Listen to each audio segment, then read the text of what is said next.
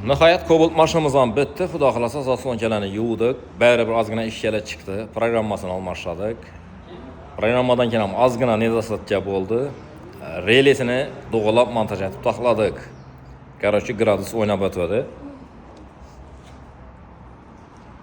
Qani uka, rozimisan aytgan ishimizda? Rozimiz, tavsiya etaman. Boshqa yerlarga bordik. Zaslonka remont etish kerak edilar, boshqa yerlar, programma o'qirlar. Va bizga ish bo'lmadi. Yana Ag'amayona keldik.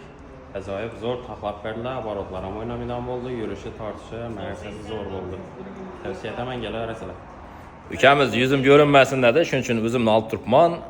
Endi albatta shaxsni o'zini ham e'tibor beramiz. Shikamanasa bemalol ko'rsatamiz, bo'lmasa endi ilojimiz yo'q. Talab shunday bo'lib turibdi, lekin yana oddiy chin ko'ngildan kelib aytib turibdi. O'zi programma tashlatgan, zaslonchani yuvganlar, zaslonga brak deyarlar. Gördük hamma narsasini reduktorlargacha bir qator tuzib taxlab berdik. Diagnostikasi, programmasi hammasini hal qilib berdik.